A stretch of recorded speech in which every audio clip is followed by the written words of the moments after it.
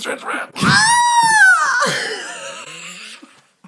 That was horrifying. Okay, welcome to episode number 24 of the Keep Up Podcast. Merry Keep Up Eve, Brett. You too, Tim. I'm just going to roll with it. I'm glad. Are you ready for the Keep Up Fairy to drop off your lucky pair of underwear on the night of the 10th podcast? Now that I know all the traditions, I can prepare myself. But you got to remember to have the onion rings on your ear. I'm confused about the 10th podcast. On the day of the 10th podcast, we had to mimic that in the same month. Wait, what? The 10th podcast. That we did? Yes. Episode 10. Yes. We have to do that again? Uh-huh. But on the same day, but not the same month. What is this called? Keep Up Miss Eve? Yes. Keep Up Miss Eve. It's not what I thought it was going to be. It's the holiday we celebrate to remember those who don't have the lucky underwear. It's kind of like Memorial Day mixed with Arbor Day. I don't feel like it's like that. You don't know how to celebrate holidays then. Not this one. Do you even know what Arbor Day is? Tree Day? You're probably right. I had no idea what it was, so. Should I look it up? No. Brett, there's no time. Oh, no, He my dropped notes. his phone. All right. Brett, if you could become a penguin. No, wait, this is too early. Yeah, what are you talking about? We're not done yet. We're on episode 24. Mm-hmm. Which is pretty cool. How do you feel about 24? You weren't happy about 23. 23 was dirty. What? But 24 is good. I like 24 because that means we are right on the cusp of 25. That's true. Which is half of a quarter of a century. Yeah, planting and caring for trees. Yeah. I wasn't wrong. I didn't think you were. When is it, though? May 21st. I don't know. The date varies, is what it says. So How could that be? I don't know. What kind of holiday is that? The worst. Trees are good, though. Yeah. We like trees. So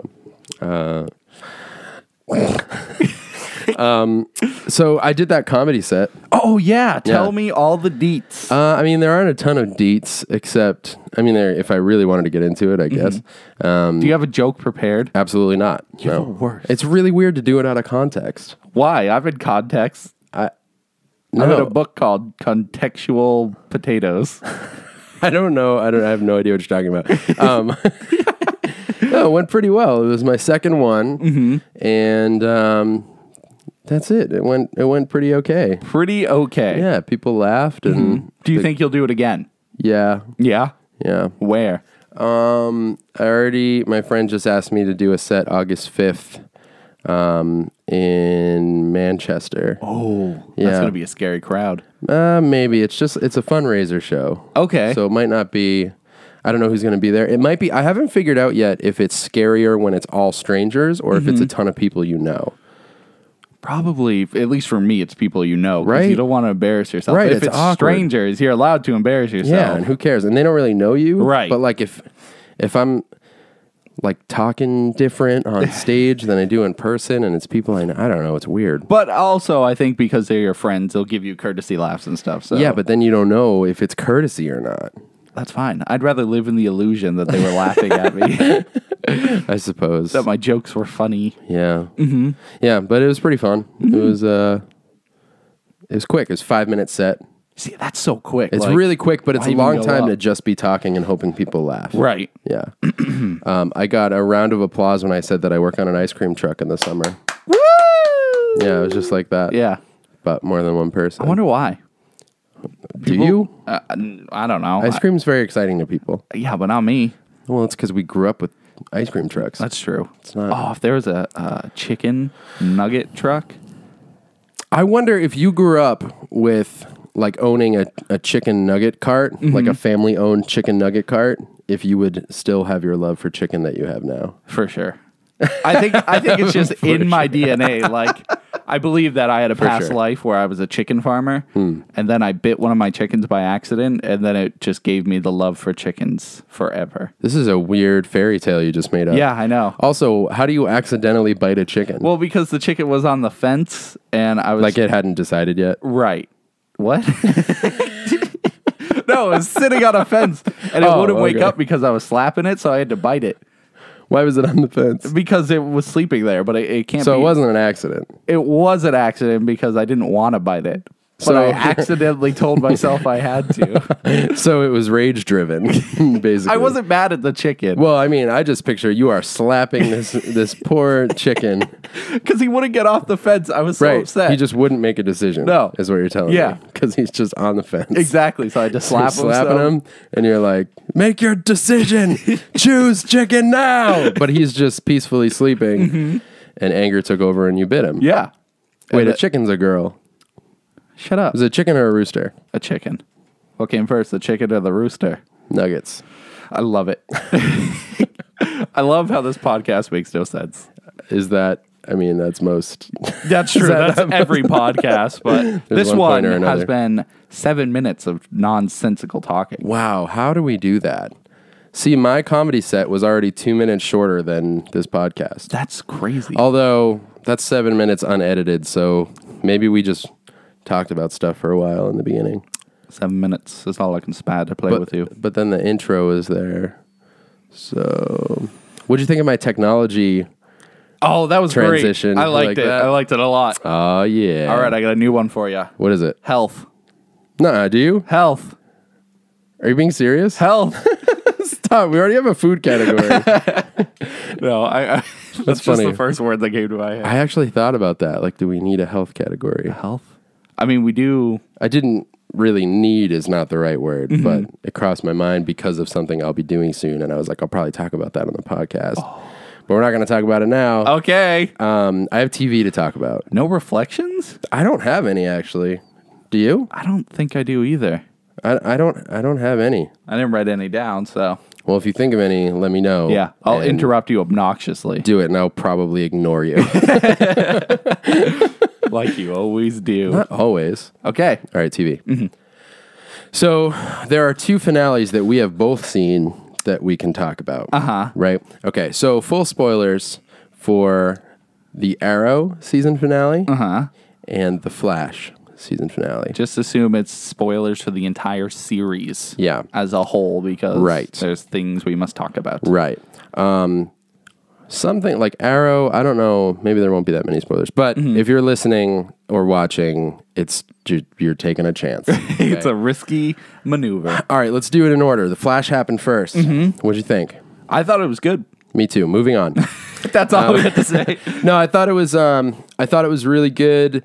It was pretty surprising that they killed big spoilers on this one. That they killed Barry's dad. Yes. At the season almost finale. The season eve. Yeah, the season finale eve. Zoom is just, man, he's just brutal. Do you like him better than Reverse Flash? Okay, that's a tough question. I think so. I think so. In costume. I like Zoom's costume a lot more Zoom than in costume with that voice and stuff. I'm totally down with that. Yeah. Yep. I agree. But it was kind of, I don't know. Yeah, I think maybe I do. Although Reverse Flash, I liked because I really like Harrison Wells, that character. But Reverse Flash wasn't really Harrison Wells. Right. So. But I mean, he is like. Well, I like Tom Cavanaugh, the guy who plays him. So it's like, I thought. Yeah, I don't know. I like them both a lot. And it's probably good that I'm having this problem because I like when, both villains... It's like in like Daredevil and Jessica Jones. Like I love the Kingpin, but I also loved... oh my gosh, what's his name? Punisher? Nope. The villain in Jessica Jones. Oh, Kilgrave. Yes. I love them both. Whoa, that was a close one. But for different reasons. But I'd say they're equally as awesome as villains. I really liked Reverse Flash for certain reasons. And Zoom, I like how scary Zoom was. When he first showed up, because it was like this season on The Flash, before we saw the finale, that was like they give you the recap. And remember when Zoom first shows up and just beats the crap out of Barry? Like almost to death. Yeah, like breaks his back. And like, dude, I was like, whoa! I know, that was insane. They ramped it way up. So I love that aspect of Zoom. And overall, I enjoyed him, except there was, that part of the season where I felt kind of lost. And I was like, I don't know really who he is. And so I spent more time thinking about that than just like enjoying him as a villain. I like that, though. I like when there's a good mystery that like even may take you away from some other aspects of the show. Because, same with the Iron Mask. Like, that's pretty much all I cared about. Like, I did like the story, but I had to know who was under that mask. Yep. Which, that was insane, too. So, you go ahead. Who was under the mask? It was... it's confusing to explain, I guess, but it was Jay Garrick from Earth 3 who looked like Barry's dad. Yeah. So, he's the first Earth 3 character we've seen. Yes. My phone... may have just vibrated. I'm not sure. The first Earth 3 character that we've seen, looks like Barry's dad, and he's Jay Garrick, the real Jay Garrick. The real one, right. Trying to think back to our, our other conversation that we had about it. So, there wasn't a Jay Garrick that is like a doppelganger of Hunter Zolomon. Right. Hunter Zolomon just is Zoom. Mm-hmm. That's it. Jay Garrick is a Flash from Earth 3. Right. And he Hunter stole his identity, Jay Garrick's identity. Yes. So I don't think a Jay Garrick existed. No, a Jay Garrick did exist on Earth 2, but he wasn't the Flash. I don't think Earth 2 had a Flash at all, if that makes sense. Because Zoom took the identity of Jay Garrick and pretended to be the Flash, but there was never a Flash before or after, And which leads me to the point, who the heck was that guy he killed?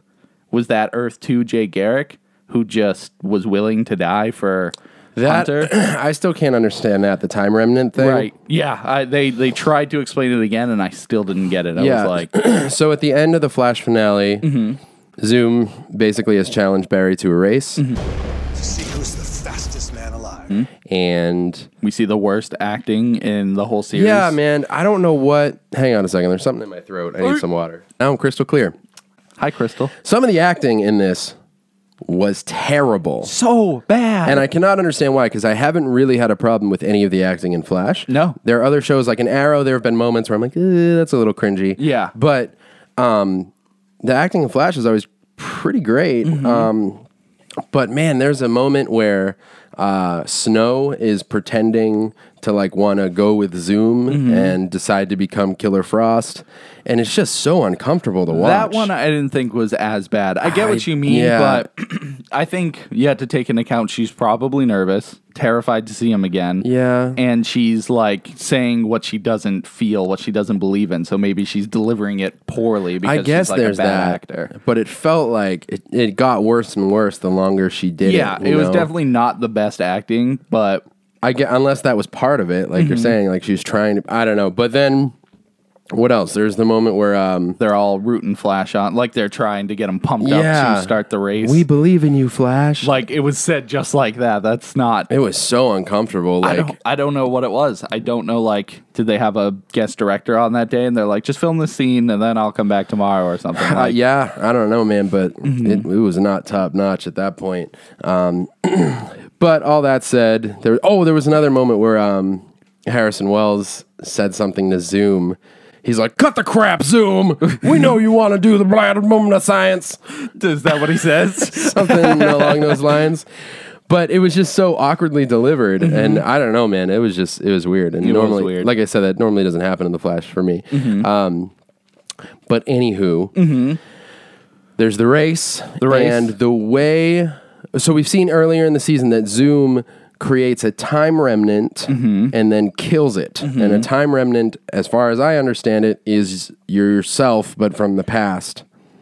Which I've learned that... But it's a copy? Yes. What I've learned in Legends of Tomorrow, which they don't say in Flash, but they talk about time, obviously, time travel and stuff. So they talk about how you can alter time and you can like change something, but it's not set in stone. It's not permanent. So I take that logic with the time remnant. If they if he goes back or goes to the future and kills his future self, time is still at that point like I guess, malleable, I guess. Okay. So, and because it's such a short amount of time, it like has no difference on anything.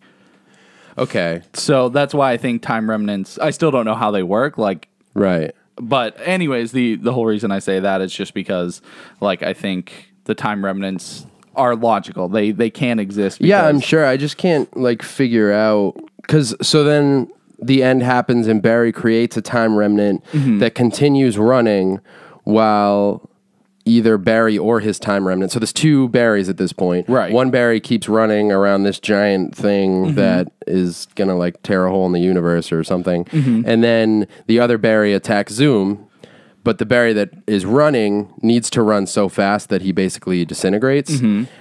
So he dies, and he says afterwards that, like, a piece of me died with him, and we don't actually know which Barry it is, which I don't know if that's going to play into the story. That's just I doubt it will. Yeah, it's just a thing that I thought of, and we talked about it afterwards. Right. That's like, technically, I don't know which Barry. And if you want to get, like, real into it, you almost have to believe that it's the Barry from that time and place for him to know what needs to be done. Right. You know what I mean? That's how time remnants work. They, like, go back, back or forward a few seconds. So it's it'll be the same Barry, just okay. in the future or past, however they do it. So it doesn't really... He must go to the future and pull himself back. Or he must go ahead and catch up to the future Barry. That's how it must work. So then there's two Barrys because he goes ahead and meets the other Barry. Brings him back. And then the past... So it must have been the past Barry that went and killed himself. And then the future Barry saw that opportunity and went to kill Zoom. Or take out Zoom.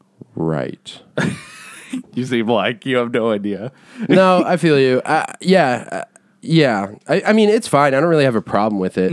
I just like, when I sit and try to figure it out, I'm like, huh. Yeah, exactly. Same thing with Zoom killing, like you were saying, that what we started talking about, like who was it that he killed, and that still kind of escapes me a little bit. But I thought the ending was cool. Zoom ends up being taken by the time wraiths, which is pretty rad. And that moment, he's like all decrepit while they're flying in the way and stuff like that. Do you think he becomes the time wraith? I don't know. Because he almost looks like one, but I don't know if they just like kill him or take him into the Speed Force. I don't know what they did with him. I don't know. Not really sure how that works. I'm curious if he's going to come back and be like... That'd be interesting. A time wraith that hunts Barry. That'd be interesting for sure. It would be. But overall, I thought the finale was cool. The bad acting was a bummer, but... that wasn't the entire episode. It was just a couple moments near the end where I was like, maybe you're right. Maybe they were like rushing those scenes. I don't know, man. Yeah, it was weird. Really weird. Because it was all towards the end, mostly. Yeah, yep. But I liked the way they dealt with Zoom. Man in the Iron Mask was pretty cool, too. Oh, yes. That was cool. It was a quick thing. Yeah. Really. But I love Grant Gustin. I think he is...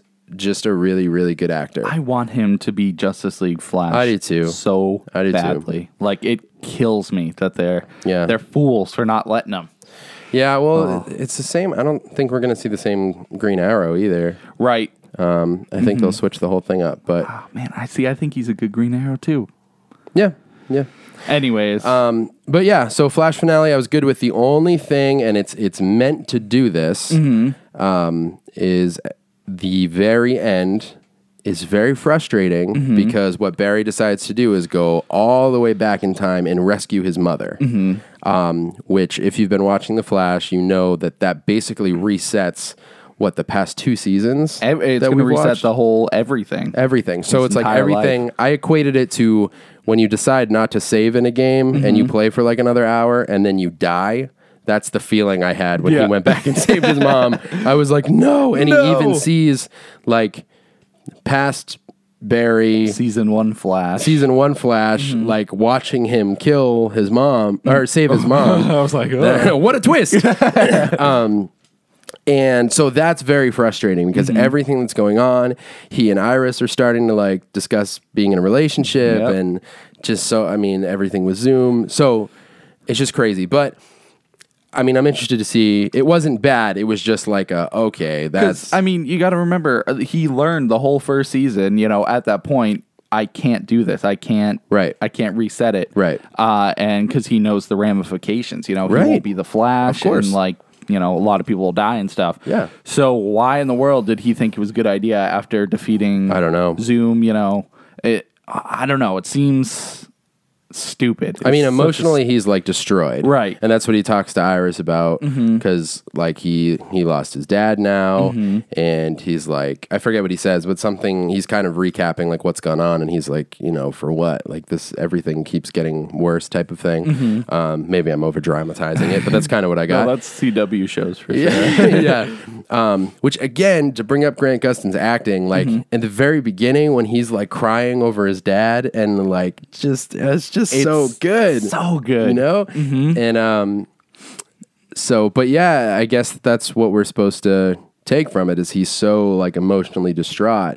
But it's frustrating because everything comes to like a good conclusion. Yeah. Not that I'm saying like wrap it all up nicely for me, but I kind of wanted that. Yeah. I was really excited to see him and Iris actually start the relationship and stuff. But so what happens now? Like he saves his mom, and I think he's going to go back to present day, and everything's going to be different. Oh yeah, I think Eddie's going to be alive. I think he's not going to have his powers. That's interesting. I think he might not even know Iris and what's his face? Joe. I don't think he'll know them at all. They won't know him. There's going to be so many ramifications to what happens. So weird. Yep. It's insane. But yeah, I mean, we'll just have to wait and see. It's all speculation right now. Yeah. I'll definitely pick that back up when it comes back on. Oh yeah. I was happy with the finale. Favorite overall. series. So moving on to Arrow, this finale sucked. I did not think it was bad. Dude, it was not good. It was one of the worst episodes of Arrow I've ever seen. And you are not the only person. It is the lowest rated episode. It got a 5.7 on IMDb. Out of 10? Yeah. That's more than I would give it. I thought it was so bad. The lowest rated out of any episode ever in the whole series. But you didn't mind it. It felt very, maybe I'm just used to it, but it felt very predictable, and it felt just like any other normal episode of Arrow. And I think at this point, I've just accepted that's how the episodes are going to be like. Which I don't feel like is a good thing. It might not be a good thing, but at this point, I'm okay with that episode just being okay. I think the fight with Dark was pretty cool. It was like the season 2 fight where, they fight all the Slade or Wade Wilson. No. Yeah. Wade Wilson? Slade. Okay. Wade is Deadpool. So he is Slade Wilson. Yeah. Freaking, I always get him mixed up. Anyway, so I thought the fight with Dark and the people versus, all of Dark's cronies, I thought that was pretty cool. Okay, here's the thing though. That all stems back to the lamest scene ever. The speech on the car. Oh, the speech is terrible. Dude, that is so... Okay, so this whole... Think of everything that happened this season, right? Damien Dark is horrifying. He's the Zoom of the Arrow situation. And... they defeat him with a speech. Like this whole season, they don't defeat him with the speech. Laurel dies and all the terrible things, and freaking Diggle shoots his brother, and spoiler.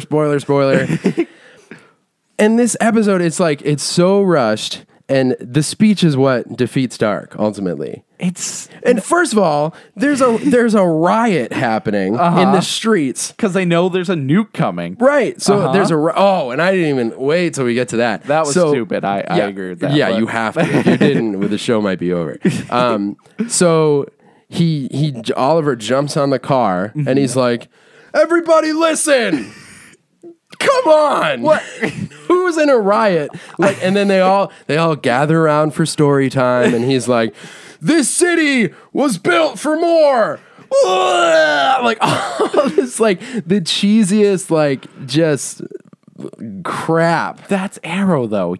Every episode they have their cheesy moments. I felt like this was the worst, over the top. And I know I have friends who are like, I will not watch the show anymore since mid-season 3. I have enjoyed it. There have been episodes where I'm like, I don't know. But then they always get me back. Something will happen and I'm like, oh, this is actually pretty cool. This episode was it felt like the quickest, lamest finale. And then, so Dark unleashes something, 15,000 nukes? Yes. Was that the number they put out? 15,000 nuclear bombs in the air. Yeah, that's terrifying. And the way they deal with it is Felicity and what's his name? Curtis, yeah. sitting at keyboards, and Felicity's like, tick, tick, tick, tick, tick, tick, like clicking. And she's like, oh, something really fast, blah, blah, blah, quippy, something, blah, blah, blah, fast, something really fast, nuclear bombs. And then Curtis is like, but if you do this, blah, blah, blah, technology. And she's like, well, then you're right, it'll go into space. And you never hear about it ever again. Well, you got to remember, they destroy the missile, that first missile that's coming towards them with that like IR sensor thing. Yeah, that I was fine with. And that they sent to everybody else around the world to stop the missiles like they did. But it's just stupid. Like, it is stupid. They never even show it happen. They totally destroyed the threat by just words. And right, exactly. You see a scene of them discussing it. There's no, like, at least that moment with the missile, they're out there, they're watching it like, come at them, and then and you're like, oh, okay, that's the payoff. You know what I mean? But not just a moment where they're like, wait, if we do this, yeah, you're right, that would work. Now let's move on from the 15,000 nuclear bombs. I know. Where do they all go? The ocean? Space. That's what they said. Oh. Yeah, Curtis is like, yeah, but if you do this, blah, blah, blah, blah, blah. And then she's like, oh, you're right, it'll send directly into space. Yes. Are we watching Speed Racer now? That's how they talk. Oh, I get it. I agree with you that the missile situation was dealt with stupidly. For the record, I think it's funny when they talk back and forth quickly like that. Yes. I just am But upset. I get it, because they say a lot of words, and you're like, I don't know what just happened. I don't know what they're talking about. Right. Which is fine, because even if it's real stuff, I don't know what they're talking about. But in that moment, it was just so quickly wrapped up. And I was like, this is like The crazy. worst. Yeah. It's crazy. Yeah, okay, I agree with that. The speech makes sense. It's so lame. Because Oliver was initially trying to unite the city. I guess there's that. They're like, oh, he's back to unite us. I just feel like it's really hard, like it's a really tough choice to ever just put someone like on a car and try to get everyone's attention, and everyone there is looking around like, yeah, he's right. And like one guy like puts his arm around the other guy. I remember seeing that and too. He looks at him and just nods and then looks back at Oliver like, this is, he's got a point. It is a very cliche scene. That whole episode was cliches. And Dark is, I get it though. I should not like it because it is a non-likable episode, but it's it's not good. That's the quote they're gonna put on the DVD when the season comes out. No, it's fine. It's not fine. I think it was a terrible episode. Yeah. But I think back to season 2, with everything with Slade. And like the end of season 2 with the Mirakuru soldiers taking over the city. Yeah. That was boss. It was awesome. And there was some like real threat and like fights that had to happen. And this was just like, he gave a speech and then like the people of the city. And I guess that's fine. But I just thought it was so like the people rising up against him. That's fine. But like, the flashbacks in this whole episode, I was like, okay, enough. Like, literally. I am sick of the flashbacks. I don't even care anymore. Yeah. It just was not a good episode. It was not a good finale, in my opinion. So after just talking about finishing 2 series, I every summer, like to start new series as like summer series, if that makes sense. Okay, so I like to finish all the fall shows, all the shows that I've been watching all year. Yeah. And then in the summer, I dedicate myself to like 2 or 3 series that I've been wanting to watch, but just haven't done it. Cool. So I decided this year's list. What do you got? Game of Thrones. Really? I'm finally going to start watching it. Okay. So, as people may notice, we never talk about Game of Thrones. I've never seen a single episode. And I mean, I've tried to watch the first season. You have. And got bored.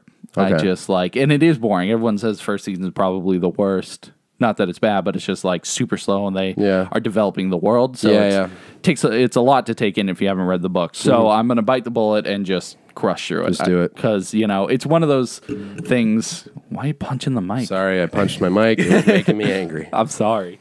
So it's one of those things that's really huge right now, and I feel like I'm going to regret missing out on like being excited about the next episode and stuff. Because I totally missed the train with Breaking Bad. Like, Same, I watched that after it was over, and I'm upset because it is like one of my favorite series. It's amazing.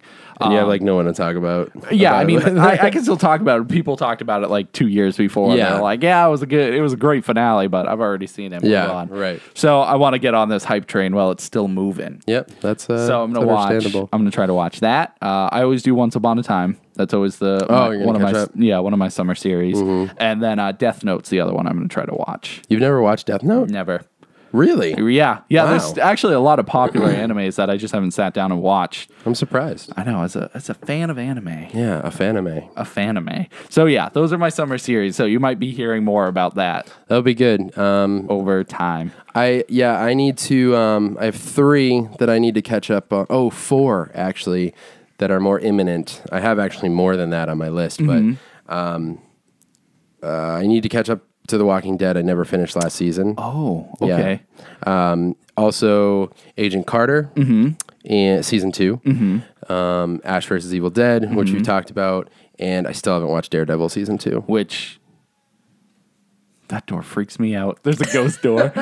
Anyways, Daredevil is definitely, I think, the best season I've seen so far of any show of everything that was Ever in your life? ever in my life. I can't wait, dude, because there have been so many announcements about the Netflix, like the Marvel Netflix universe, Yep. I guess. I don't know. And stuff's coming up quick. And the latest article I read, actually, there was one I read that was junk, and I found out it wasn't true afterwards. That's depressing. I think one that was true was that their plan is we'll get at least two seasons of something a year. Oh, cool. On Netflix, which last year we got Daredevil and Jessica Jones, right? Yep. And this year, I guess, will be Daredevil and Luke Cage. Yeah, and now they've announced Punisher. I don't know if that'll be this year, but we're going to get that. Oh, so the article you were talking about, that was the one with Spider-Man 2099. I think that stuff. one was junk. Crap. Yeah. I read that one. I was like, this would be so amazing. But some of them, I forget. That list was, there was an article that listed Netflix series that were going to happen. It was Moon Knight, Spider-Man 2099, or 2099, or 2099. Whatever you I always said call it. 2099 growing up. That's fine. And then, I don't know. What were the other ones? Marvel, Miss Marvel. Miss Marvel. And I don't remember the There last were a one. couple others, but what I really liked about it was it seemed like nothing was like out of question, Right. Like beyond possibility. Like all these characters, and it seems like, Daredevil's a huge character, and Jessica Jones, I don't think is big. I don't think a lot of people are as familiar with her and Luke Cage, Right. But they're setting up the Defenders with Iron Fist and stuff like that. So from the beginning, I think it's been characters that are less, they're not the Avengers, Right. You know what I mean? And so this list with like Moon Knight and stuff like that are all these characters that would be super cool to see, and I don't think like the general public knows a lot about. And most of the characters they listed, I didn't know a whole lot about. And I heard that Moon Knight was a real possibility. Okay. I don't know if it is or not, but yeah, that was the article that my friend was like, yeah, this isn't true. And I was like, bummer. But anyways, I'm going to be catching up on those shows, so we'll be talking about more of those in the future, hopefully. Because now I'm caught up on everything. I finished Gotham, too. You going to catch up on Gotham? Yeah, I had to catch up on Gotham and Agents, and then I'm caught up on everything. Ooh. I'm excited about Gotham, but Agents is like my jam. We need to talk about that. Yeah, I yesterday or the day before, I watched 6 episodes of Legends in one day, so I hope to do that with Gotham and Agents, so I can just catch up. Legends, I got to catch up to as well. Those other ones, though, I need to. Yeah. I need to. Some are definitely like Ash, I think will be easier to crush through because aren't they 30-minute I think they're 30-minute episodes, yeah. But I heard really good things about it. Yeah. I can't believe it came and went before I watched a single episode. Seriously. I think we were trying to watch a third movie before we started that, but... Yeah, we still haven't, right? No, we haven't. Maybe we can do that this week or next week. Yeah, and they're all like standalone. Other than The Walking Dead, they're all standalone, like quick seasons, basically. But anyways, speaking of Agents of S.H.I.E.L.D., can we move on to movies? Sure. Okay. Now, I have officially completed Marvel Cinematic Universe Phase 1. Phase 1. Do you have your list? It's really difficult, and I might need some help with it. Because I can't. So, to any who don't know, on the heels of Captain America, Civil War, I have been watching through all of the Marvel films chronologically by release date. Before this last group, I think we talked about Iron Man and the Incredible Hulk. So since I've watched Iron Man 2, Thor, Captain America, and the Avengers.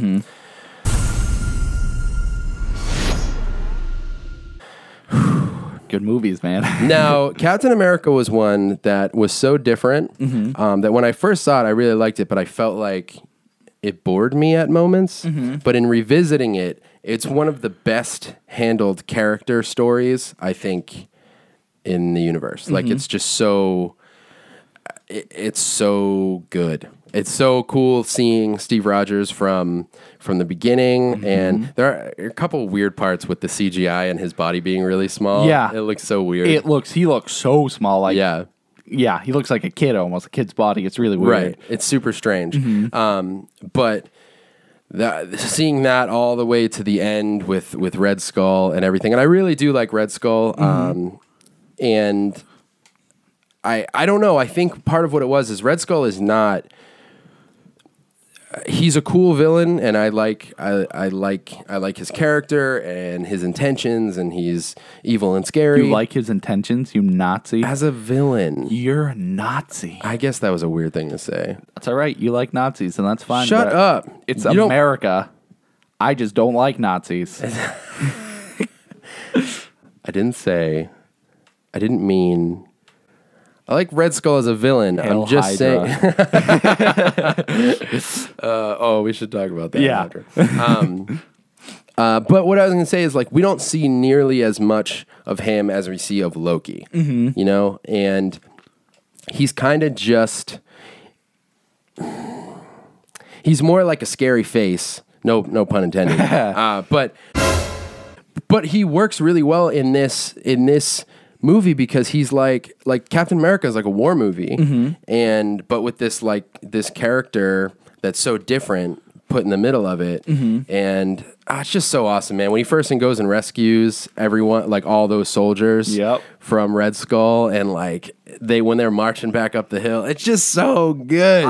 From the beginning, that was definitely my favorite Marvel movie. Like when I saw it, that's the only one I've seen in theaters twice. Really, just because I liked it so much. I wanted to see it again before it came out on DVD. And dude. I've always liked it. And, it's awesome. And it's awesome. I think one of the big things is they knew it was going to be one of their front man for the whole Marvel universe. So they wanted to make sure that movie was done well so people are on board for, all the future stuff. And, I think the same thing applies to Iron Man. They wanted to make that movie perfect because that springboarded them into... all the other movies. Right. And I would say that the best character development takes place in Iron Man, like for Tony Stark and Iron Man, and for Steve Rogers and Captain America. Yeah, for sure. And it's just such a well-handled character. Like, the whole thing is so intriguing. But it's different than, like, how... like all the action and scenery in Thor, and it's different than everything, all the relational stuff you get to see in Avengers, and it's just different. But also in that movie, Peggy Carter, so cool going back and seeing her now that I've seen Agent Carter and stuff like that. Not that she wasn't great initially, but now that, I don't know, that's the cool thing about the universe is you can go back and see more people or see people again in a different way. Also, Tommy Lee Jones in that movie is so funny. He's a funny guy. He's the best. He cracks me up. You're making me cry. Well, he says he's making me cry. Anyways, that's okay. It's funny. It's funny. So that movie's really good. I don't like Red Skull's intentions. Just I thought he was as a villain. You Nazi. His motivations, I don't like them personally. My list is difficult because I don't know. So it goes Avengers. At the very top. I think so. Okay. At end of phase 1, Avengers is just too good. Yeah. Avengers, Iron Man, Cap. It's either Cap or Thor for me. Thor. And I can't figure it out. I remember really liking Thor 2 when I saw it. It's so difficult because... Not Thor 2. Right. Thor also, as well. It's technically called Thor the Dark World. So it's okay to say Thor 2, because there's no Thor 2. So I'd say Thor, 2. There is. 2. Comatose. Comma 2. Comma 2. So I'm having a really hard time because I love Thor, and when I think about it, there's so many like amazing scenes, and I'm trying to go on like if I had the option to watch one of the two, or I had to pick one, I don't know which one I would pick right now. I don't know. I think Thor would fit you better. I just think you've liked Thor from the beginning, you know? You're frozen. Like even It's true. Your Instagram handle is a Thor reference. It is. So I think Thor holds a special place in your heart because from the beginning you really liked it, as opposed to Captain America, Right, which you weren't sold. I did like it for sure, but revisiting it now, I'm just like, man. And part of it is, dude, Chris Evans kills it. Like he's unbelievable. Which that's such a crazy thing that he was, you know, the Human Torch, and he goes to Captain America. Like, it's such a weird choice of like character switch, I guess. But yeah, it's amazing. He's just he's so good. Perfect for the role. Yeah. Perfect. And there are some things I didn't notice, like at the very beginning, Steve Rogers is getting beaten up in the alley, and he's like, I could do this all day. And then at the end, he does the same thing with Red Skull. Yeah. And I'm like, ah! And, you know, he says that in the other two movies, too. Yeah, he does. I noticed that. When he first said it, I was like, I'm pretty sure he says that in the other movies. Yeah, he says it at the end of Civil War, and I don't remember where he says it in the second one, but... He does, right? I think he does say it. So yeah, I love that. It's just such a good movie, and it feels really classic, and it's a modern classic. A modern classic for sure. So definitively your list. Let's go Avengers, Iron Man. I can't get past it. I don't know. Because Thor has Loki, the Frost Giants. It's super funny. Cap is not as funny as some of the other movies, but that's okay. That's not a bad thing. Right. It's just different. And there are moments where it's funny, but it's just not. It's just a different film all around. Also, Damien Dark's in it. Who does he play? He's the guy with the big mustache. I forget his name. He's the hat. Yeah. I can never remember that actor's name. Yeah. I apologize. That's funny. He was in another series I was watching, Band of Brothers. Which I had to finish it to talk about it, but he was also in that, another military type character. He's also M. Bison in Street Fighter: The Legend of Chun-Li. How old is he? Well, that movie just... I know that's recent, but I'm curious. I just thought, immediately I thought, how old is he? That movie was a while ago. But I mean, it's not... Movie sucked. Worse than Mortal Kombat? That's tough. That's really tough. I had to see it. We might have to watch them back to back and figure out. I'm not watching Mortal Kombat again. Come on, let's do it. I'll vomit. Annihilation. Let's clarify. Annihilation. Yeah. It's awful. Dude, I don't know. Okay, right now I'm feeling like it's... Just say the first movie that comes to your mind right now. Avengers, Iron Man, Captain America, Thor, Uh-huh. Iron Man 2, The Incredible Hulk. Okay. Phase 1. So Captain America is better than Thor. I don't know. Thor You has said Loki. it. That's what your heart feels. Let me see how this feels. Avengers, Iron Man, Thor, Captain America, Iron Man 2, The Incredible Hulk. I can't. Because you went Captain America. I know, you were it's so unsure. difficult. But It's so difficult. But we're about to enter Phase 2 now. Rach and I have been watching through them all. Your list is just going to be thrown out the window. Phase 2 is incredible. I'm looking at it and I'm like, dude, Thor the Dark World, Winter Soldier, Guardians, like things about to get switched up. But I really am having a hard time. I can't figure out where to put Cap and where to put Thor. You just said it though. Thor's got so many good. I think it might be Cap. I think Cap is just such a good movie. And Thor's great too, but it's like its own That's right. You've said it already. You don't I think it's Cap. You don't have to say anything I think it's else. Cap and then Thor. But they're like, if I could pick two for my third slot, it would be... And Iron Man, I've decided, is just hard to kick out because it's the first. Yeah. You know? Yeah. And it is an amazing movie. So It good. is so good. So good. So that's my phase 1. I think that's my list. Yep. Thus far, so I'll keep people posted. I don't think I had anything else in movies. I did have a question in movies. Yeah, what do you got? Have you ever seen something as a kid that you don't think you should have ever seen? Like a horror movie? Oh, absolutely. Not like a sexy movie. Yes. What? What movie? Let's see. So, I guess you could argue... One thing for sure is I definitely saw horror movies as a kid that I should not have seen. Oh, me too, for sure. That's why I bring up the question. We have the same mother, and I'd say that's where it came No, from. I blame my dad. He was just really? He's just like, here, watch this like rated R, I don't know, The Grudge at 2 years old. I'm like, all right. Well, it was not at 2. Mom would not at 2, to be clear. I think it's Mom's fault that I saw Halloween as a kid. Ooh, okay. But one of the scariest movies that I haven't even seen it in a really long time. But have you ever seen Pumpkinhead? Is that another Halloween movie, or is it like Halloween 3? No. It's just called Pumpkinhead. It doesn't sound familiar though.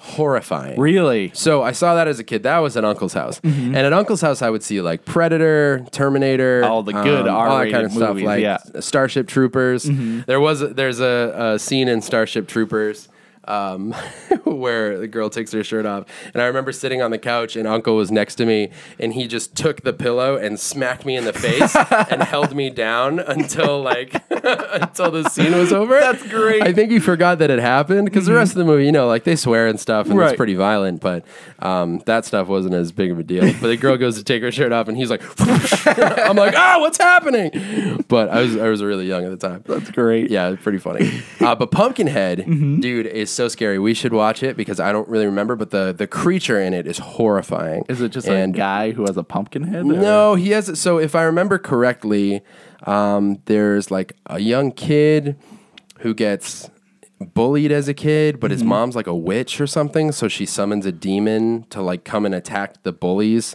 but not until they grow up. So it ends up becoming like a slasher, but Pumpkinhead is terrifying. But at least as I remember, Mom always makes fun of me for it. But I'm like, I don't know, man. I remember Pumpkinhead being terrifying. But I was wicked young. So yeah, definitely a handful of horror movies I saw. I saw Leprechaun as a kid. Oh, that movie's freaky. Yeah. It's terrible now, but it's freaky. Just the Leprechaun's freaky, you know? Yeah. It's that early, like, almost puppeteer type things. Yeah. Also Resident Evil. When Resident Evil came out, really? I would watch our parents play that. Oh, the game. Okay, I thought you were talking about not the movie. Not the movie. Like, no. You were at least a teen. No, when the game came out, I mean, it's still kind of embarrassing because I think, when did the game come out? 97? Or was it earlier than that? Earlier? Maybe 96? I don't remember how old I was, but I remember they would play it late at night, and I'd stay up and watch it. Mom would be like, yeah, you can stay up and watch for a little bit. I'd be like, okay. But then, like, dude, the intro with the dogs, and then you find that first zombie, and you get the little cutscene, that freaked me out. That's the end of your life. But I should have been old enough. I just, like... I mean, it's almost like you're watching a new technology, too. Like, yeah, right. Because it's scarier to see someone run from a zombie, like, actually playing, as opposed to watching it in a movie. Maybe. Because, you know they could just stop and scare the crap out of you. Like in PT, you know, the player could look away and then spin around and everybody else watching could have heart failure. Yep. Exactly. So what did you see? What spawned this question? There's numerous movies, but I was just thinking about it the other day, and there's a trifecta of films that I think I just saw a little too early. A little too early. And that is Child's Play, the first Chucky movie. Oh, yeah. Dolly Dearest, which was just like a scary doll movie. Never saw that. Sounds awful. It's we'll have to watch it because it's. And the third one's The Grudge. I think. Okay, The Grudge. All of those movies I've seen, I just saw too early because they have a lasting impression on me. Like still today, 96. You were right. 96. Yeah. Still to this day, I cannot watch Chucky alone. I can't. I get freaked out. Yeah. And you know, it's just in there. It's just something that scarred me as a kid because I'm like, Chucky's always watching. And Dolly Dearest just had this terrifying scene that I'll just show you later. Dolls and deers. So yeah, that kind of spawned my fear of dolls. Like if I see a doll, I like to kick it. Yeah, I don't. And just The Grudge is the scariest movie I've ever seen. How old were you when you saw The Grudge? Do you know? Young. I think it was before I was a teenager, I think. Yeah. Like maybe 11 or 12. Okay. And I was still, I was a little older, but that movie is just horrifying. Yeah, I think that's still young. Like if Resident Evil came out in 96, I was 9 when I was watching it. Yeah. So, wow. Yeah, you were young then. So you know, you can still be scared. Yeah. Still be allowed. Yeah. So yeah, I was just thinking about horror stuff, and I was like, what? And the only reason that I thought about it is because Conjuring 2 is going to be 134 minutes long, which is like one of the longest horror movies in recent years, at least. Like, most of them are 90 minutes. Yeah. But this one's going to be long. That's interesting. And that makes me excited, because if that movie can keep me scared for over 2 hours, that's an achievement right there. Yeah. And I mean, the first one was horrifying. It was amazing. I still haven't seen it. Oh, it's so good. I own it. I haven't watched it yet. Dude, you have to. Do you have it on Blu-ray or DVD? DVD. I got it on Blu-ray. Oh, okay. We'll have to watch it. I think it's interesting that like certain genres have a length usually. You know what I mean? Like horror movies typically aren't that long. Always short compared to everything else. Yeah. Interesting. But that's it. I'll have to watch that. Yeah, because it's really good. Speaking of really good, I'm killing it with the transitions today. Can we go into games? Yes. All right. I finally started playing Ori and the Blind Forest.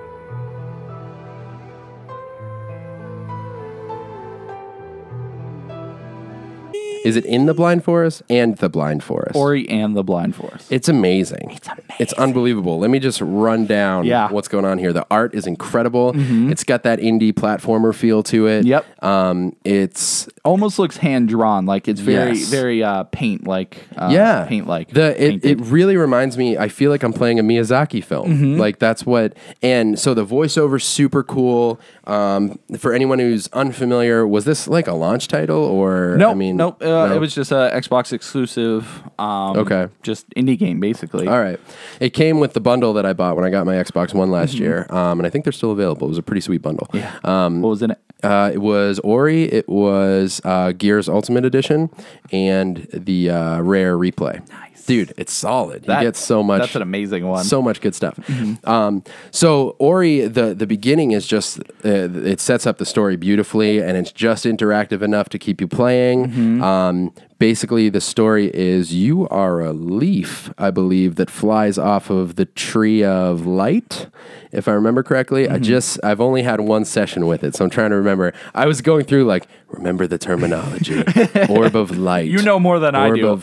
Did you play it? Oh yeah. That's just been a long time. Yeah, like I don't know the terms, but I know like you just said, I would just say the Tree of Destiny or Life or something. Yeah, it basically starts off and there's this tree. It's like, what the heck?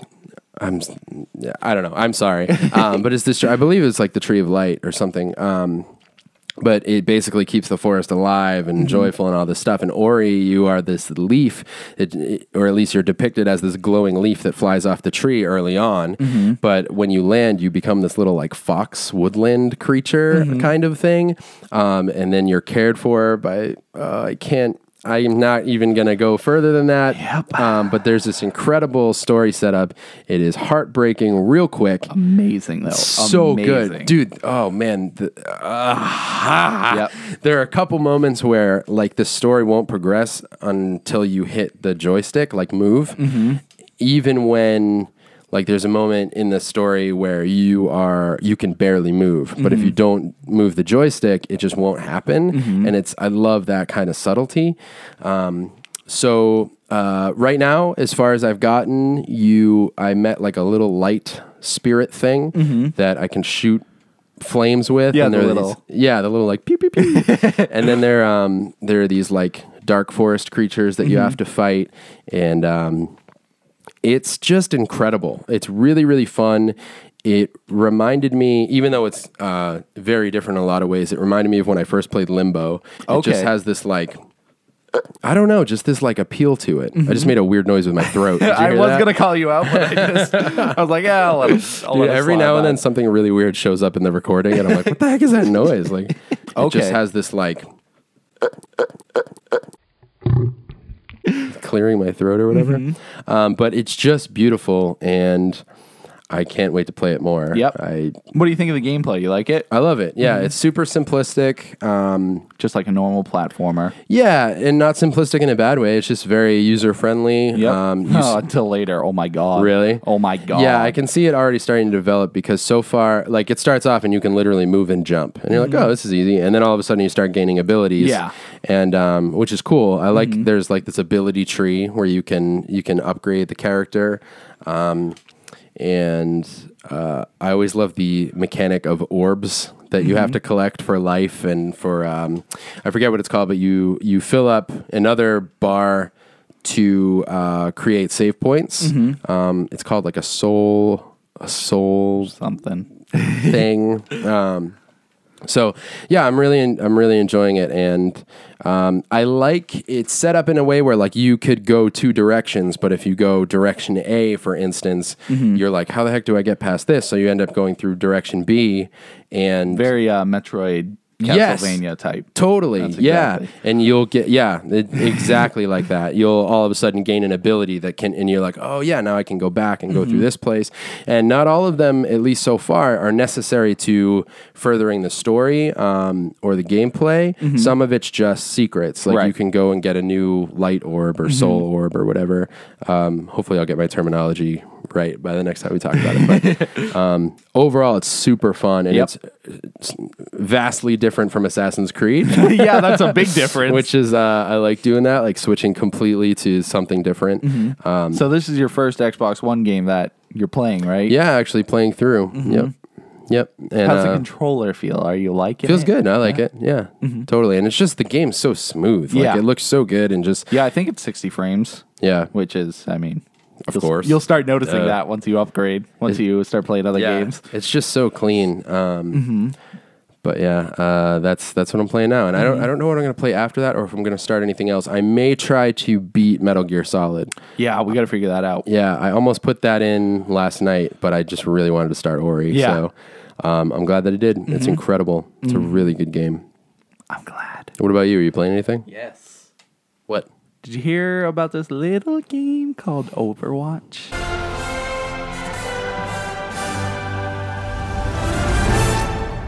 Don't worry, loves. Cavalry's here. Oh, yes, I did. Oh, my God. What, does it suck? It's amazing. Really? It is. It's been a long time since I've been like so into a game when it first comes out. Yeah. And this game, the second I started playing it, I was sucked in. Really? Sucked in. Like last night, I was like, okay, we got to wake up early to do the podcast today. So I was like, all right, I'll go to bed at 12. Friggin' 2:30 comes around after playing. I played like 2 games, and I'm like, what the heck? It's that hasn't happened to me in a while. Where I'm like, all right, just one more, because they're quick enough where I could just play it and then stop. But it's, oh my God, it's so just good. Keeps going. Yeah. Now, is this a game that's been getting compared to Battleborn? Yep. Why is that? It's because they share a lot of similarities. Okay. They're both team-based, character-driven, like first-person shooters. Okay. They each have a huge selection of characters. But then that's pretty much it. That's where the games differ. Because Overwatch is like a shooter like Team Fortress 2 or Halo, like that type of shooter, where Battleborn is more like MOBAs, like any of those League of Legends or Dota, where it's like your team has to work together to and everyone's very important. Both games, all the characters are very important, but this one's a lot more team-based. And Overwatch, you can go by yourself and start killing people. So do you think it's worth comparing the two, or are you saying play both? Because I've seen people playing one side or the other. Yes, it is very divided. A lot of people are liking Overwatch a lot more, but they're not. I mean, Battleborn's not bad. They're not saying it's bad. It's just Overwatch is a lot more fun and colorful and vibrant. Okay. I say it's worth playing both because the big difference, and probably my only gripe with Overwatch, is that Battleborn has a campaign, has a story mode, has a campaign. And Overwatch doesn't? Overwatch does not. It is multiplayer only. Dude, that always bothers me. That's my biggest gripe right now is there's a lot of games coming out that are just multiplayer. And some games do it well, like Overwatch, and other games just, they don't survive because people stopped playing it, or it was just a bad game to begin with. That's a bummer. Like there was a game called Evolve that was multiplayer based, and I remember it did that, kind of have a campaign mode, but it required people all the time. There's no way you can win just by yourself. Really? You did get AI teammates, but they were terrible. Yeah. So Overwatch, bummer. I know, and that's my biggest gripe with Overwatch is that there's no campaign. Give me your water. Okay. They set up an amazing story. Please. The marketing. So the company that makes it is Blizzard. Blizzard Entertainment. So they did World of Warcraft and Diablo and all that stuff. StarCraft, exactly. They know how to make a good game. Yeah. So before it came out, they had this marketing, I want to say scheme, but it's not a scheme, just marketing, just them marketing. Yeah. Where they created, I think it was 4 different shorts for the game, 4 animated shorts. Oh, no way. That's they're cool. the most high quality, amazing shorts I've seen ever. Really? Like, it's so, I wish they would just make animated movies. Like, they are on par with Disney and I don't know, anything else. Is that good? It's that good. Wow. It looks amazing. The story they make in that, I don't know, the one I saw them all, but the one I'm thinking of was like 8 minutes. And they set up that character, they tell the whole story, and then they, cap it off at the end within those 8 minutes. And it's amazing. That sounds so cool. Yeah, even if you don't play the game, you should go watch those shorts because they're awesome. They're funny. Dude, there's a lot of like cross media promotion going on. Mm-hmm. I saw an ad the other day online for the first issue of the newest Black Panther comic, but it was a video ad with like graphics in the video. It was one of those videos like a lot of the internet journalism sites like Huffington Post and stuff will do those videos with like the text that pops up on the screen. Oh, yeah. And it'll say like in his land of Uganda, and it'll show like, splash pages and stuff. But it was also, the video says Black Panther featuring Run the Jewels. Are you familiar with Run the Jewels? They're a rap group, a rap duo, Killer Mike and, oh my gosh, I'm a jerk. Sorry. Anyways, Run the Jewels, really popular rap duo out.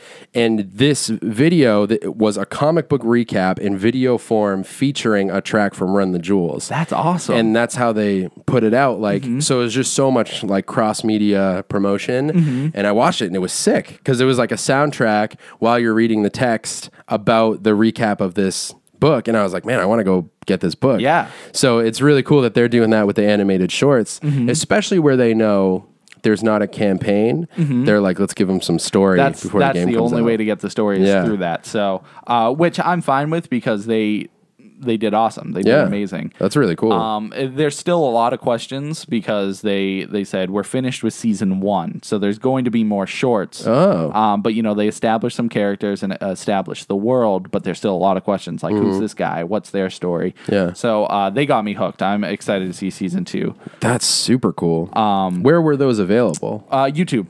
Okay. And which makes me think I wish all game companies would make animated movies. Yeah, because I think Blizzard would be the Disney of video game animated movies because they have you seen their cinematics for like World of Warcraft, Diablo? Like I probably have. I haven't. Oh yeah, for Diablo I've seen some. It's like top quality, like the most amazing things, and obviously they probably spend all their money making that 2-minute ad. All the games budget on it. Not that their games are bad, but like. They spend a lot of time working on that one cutscene, and then the whole game you don't see another one for like 20 hours or whatever. But Overwatch is amazing. It's just all the characters are awesome. Each one has their own personality, their own moveset, and it's very technical and complicated because it took me a while to figure out what kind of characters I want to play as. Can we do Let's Plays? I would love to do Let's Plays. We're going to do Let's Plays. Because this game, as of right now... He's excited. Yeah. Maybe my game of the year. Really? So far. Dude. And it's, We're halfway through the year. That's not that. Yeah. Yeah. There's been some good games. Doom was really good and stuff. But anyways, it's only multiplayer, which I'm kind of scared for the future of games because if you think now, 10 years from now, people are not going to be playing Overwatch and that game's going to be gone. Because, once they shut down the servers, it's a useless game. What a bummer. Yeah, that's weird. And there's a lot of games like that are, you need to be online to play it. So it's not going to be like the Super Nintendo where you can go back and play any game ever. there's going to be a lot of games that are just like doorstops or something. Yeah, that's an interesting thought. I don't think it'll ever go the way of like everything being online because people are too impressed with the storytelling aspect of games. Yeah. Like there will always be BioShocks and Alan Wakes and The Last of Us. Like there will always be games like that, I think, because there are just so many people making games for that storytelling aspect. It is interesting to think that some games are just going to be useless. Like there's already a few last generation for the 360. Like I feel bad for the people who didn't get to play, wasn't a good game, but there's Brink, which was a multiplayer only game. And there was Shadowrun. There's just games. Every one I said was terrible, but it just makes me sad that people who weren't playing at that time will never have the chance to play them. Yeah. Because there's just nobody on them anymore, and they're close to shutting down the servers. Wow. I mean, I don't know for sure, but they have to be. They've been going for almost 12 years now. Yeah, so. I can't imagine they'll always maintain them. Speaking of storytelling in games, have you heard about that game, That Dragon Cancer? Yes. Dude, did you read about it at all? I think I have it on Steam. Yeah, it's on Steam. I have it. Yeah, that's the one about the girl or boy? Little boy. Little boy who has cancer, and the dad made the game about it and stuff. So you haven't played it yet? I haven't played it. I was just reading an article about it. It's made by a husband and wife who they actually have three kids, and their son was diagnosed with cancer and was given like 4 months to live, but he lived years after that. But they made this game. They're both avid gamers and wanted to make a game about like the struggle and the process of dealing with cancer. And it like them and the kid are in it. And I don't know if the other kids are too, but it's available on Steam. And what I was reading about was all these people playing it at conventions and expos and stuff and just like breaking down in tears. But it sounds beautiful. Like I guess they actually personify cancer as a dragon, and there are a couple like breakaway scenes, like mini games where you play as the little boy, like battling things and stuff like that. And I guess the idea came from they would tell the little boy's siblings, they would tell their other kids, because their kids were young, they didn't really know how to explain it. They would tell them that it's like he's battling a dragon, and sometimes like the dragon, like, something happens where, because he was in and out of the hospital all the time. So that's why they called it That Dragon Cancer. And it sounds like they're saying that like it's a game unlike any other, because it's not like this big crazy action game. It's literally just a story being told through the medium of video games. And I'm interested to play it. I don't want to be as sad as it's going to make me. I know. That's kind of why I've had it on the back burner, because I know it's going to be sad. Yeah, I know. for sure. And it's one of those that I think I'm going to have to play in one playthrough just to get the whole story and like actually be able to get, I don't know, into it, I guess. But yeah, there's another game that's like that, where it's from the point of view of a little girl who's blind, and you play the game as the blind girl. Really? I think it's called like Beyond Eyes. It's called something. I don't remember what it's called, but it's also like in the vein of that, where it's just like a story driven game where she's blind, but you walk around and like colors start like going onto the objects. Like she feels around, so she knows kind of what the object is. What? But she also thinks it might be something else. So she touches a tree, but then it becomes, like a big hairy monster, because that's what she imagines it's going to be like. Whoa. But those two came out like similar times, and they're both about, kids with disabilities or issues. Yeah. And they put up a big like, I don't, like in the world of games, people are very impressed by them. Yeah. They're like, it's cool that video games are now being treated almost as art, like books or something. Totally. And people can, who don't want to read the books or watch the movies, can now play games with very compelling, true stories. Oh yeah, absolutely.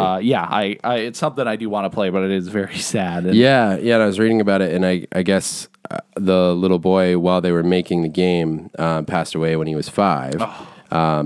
But he, like, during the development of the game, like, he just lived longer and longer than they said he was going to live. But it sounds pretty intense, and I'm interested to play it. And it's definitely, I mean, we've talked a little bit before about how games have expanded so much, and it would be absolutely silly at this point to try to argue that they're not an art form. I mean, it requires like every form of art to create a good game. So, and the aspect of storytelling is one that like I love so much, especially in recent years. Like, it's just, I don't know. It's exciting. It is exciting. Yeah. What else you got? You got anything else? No, actually, I finished my notes. You finished your notes? Yeah. Just Overwatch is like the best game ever. Yeah. I am so obsessed with it. But other than that, nope. I'm excited to play it. All right, let's jump into music. Okay. Real quick, I was invited by my friends who are a duo called A Wink and a Smile. Look up A Wink and a Smile. They invited me to come. Tim's doing a weird. Winking, and I was hoping you would smile, but you ruined it. Was I smiling already? Maybe? I don't know. No, maybe not. I was just having a seizure. I was going back and forth. Well, I was invited by my friends Andrew and Catherine to come and play drums during one song during their set this past Saturday. I think it was Saturday. I don't know. Whatever. It doesn't matter. A day recently. So I went and I had the privilege of playing drums during their set. And that night, after they played, another duo played called Cricket Blue. I like the name. They are from Vermont. They were unbelievable. Really? Unbelievable, dude. Unbelievable. Wait a second. Sponsoring. I bought the only music that they had there. They have 2 EPs. Do you know the names? Yeah, I think. All right, this one's been throwing me for a loop because I think it's low. L-O. That's totally an I. Or is it a lowercase L? That's an I. You think so? For sure. What about that? That's an I too. See a little dot above it? Are you sure, or is that dirty? Maybe you're right. Yeah, because a lowercase L doesn't have the 2 lines on top. What if it's a weird font? So you think it's I-O? Yeah. Well, they have 2 EPs. First one's just Cricket Blue. The other one, I suppose, is I-O. Maybe there's a way to pronounce that I'm unaware of. I-O. Well, Cricket Blue, they are unbelievable. Again, they're a duo. What type of music would you classify? I would call it folk. Okay. Indie folk, if you want to throw indie in there for whatever reason.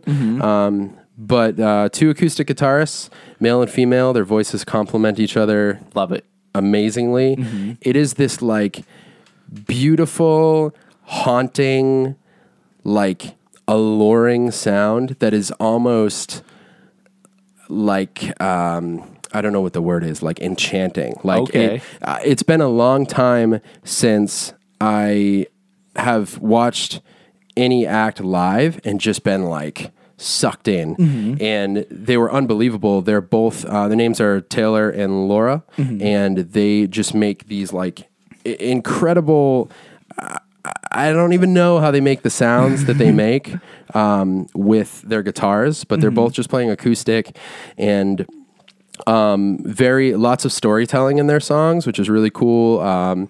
They had a song about a woman falling in love with a milkman, a song about a woman whose husband went off to war and she has an affair, and like the story of what she goes through. And they ended their set. This is not they said at the show that this was the newest thing that they've written, and I think it was called Corn King, and it was this long, like almost theatrical story about. I believe he said that there are cultures that have a legend about this god who like dies so that everything else can live every season.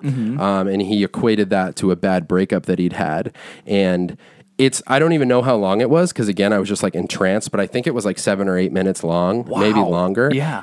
I told them it was like the Bohemian Rhapsody of folk music, because it was just like, it had ups and downs, and they would do tempo changes. They would be playing really fast and then they'd slow it down. And it was just like unbelievable. I cannot wait till they record that.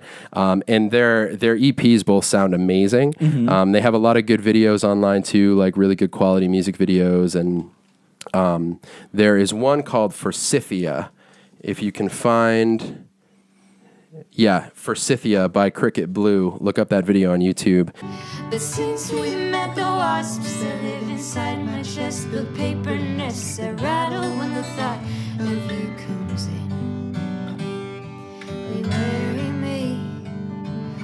And I found that to be like a really good rendition because I was concerned that what I was seeing live would never be captured properly in audio, because I just think live performances of any artist is like something so different than what's recorded, which is a good thing. I like that there are multiple experiences, but this one was just like seeing them live was just amazing, dude. Like I cannot explain to you. Andrew put it best. My friend Andrew that I was there with, who's in A Wink and a Smile, he was saying like, I forget how he put it, but something along the lines of like, I wasn't sure whether I should like go to sleep and like rest in like the beauty of it, or watch your fingers and try to figure out like every amazing thing you're doing on the guitar. Because it's like there was just so much going on with only 2 guitars. And I'll have to have you listen to them. Maybe we can talk about the albums next week more specifically. But dude, just awesome, amazing. So please look up Cricket Blue, buy their music, and follow them online on Facebook, and they're on Instagram. And do the same thing for A Wink and a Smile.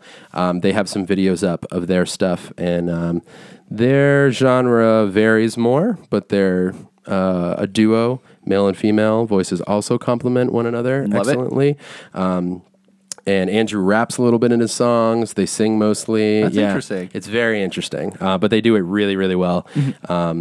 It's like acoustic folk, indie, pop, rock, rap. That just blew my mind. Yeah, pretty crazy. Shut up. I'm sorry. I'm sorry. So that's it, man. That's all I have. And we have some fun things coming out soon. Yes.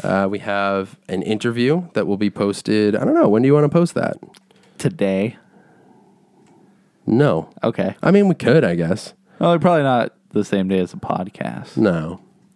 Next week, maybe. Okay. And then next week, we have another special surprise on the podcast. But we're not going to say it. Yeah. You guys are going to have to see it. Yeah. Hear it. Be it. Be it. Is that what you were going to say? I feel like that's what you're going to say. I was going to say want it. So I think, is there anything else that you wanted to throw down here? Sonic music is the best music ever.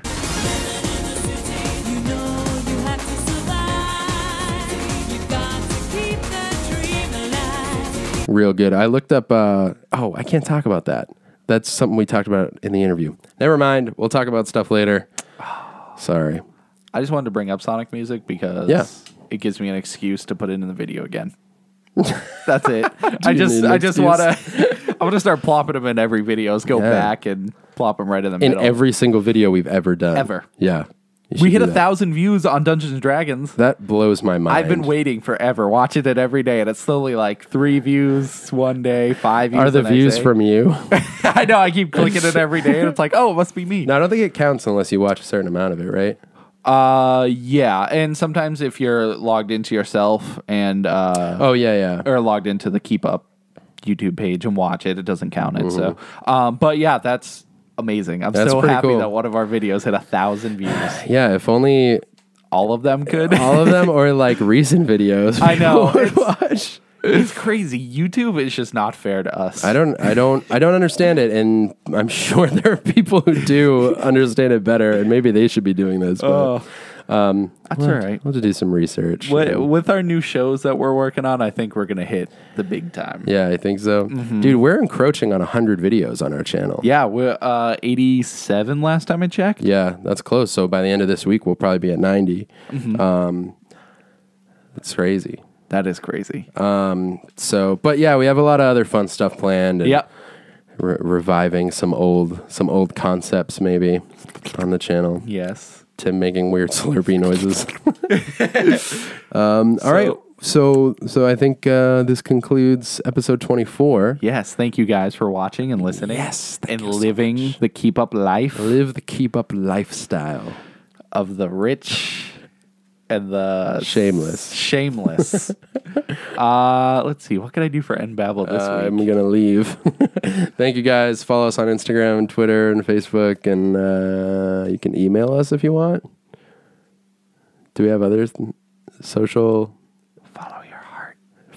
Follow us in your heart. Follow your dreams. At thekeepup/yourheart.com. Sniff the buns. Sniff the puns? The buns. The buns? Buns like burners. buns in the oven? I'm hungry. Why are you doing NBabble whispers? Because this is the sexy part of the podcast. Whisper edition.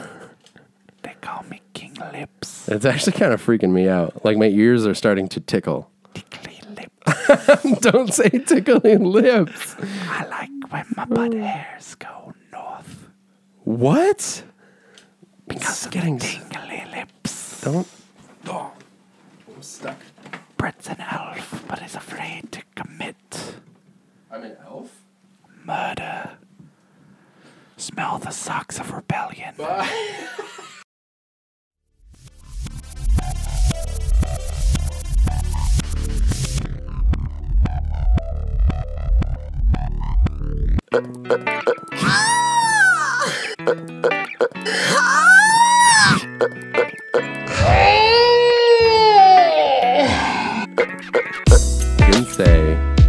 I didn't mean.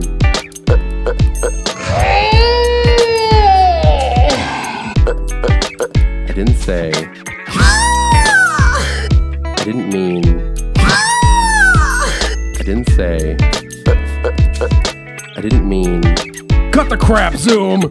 You're a Nazi. I guess that was a weird thing to say. But now I'm crystal clear.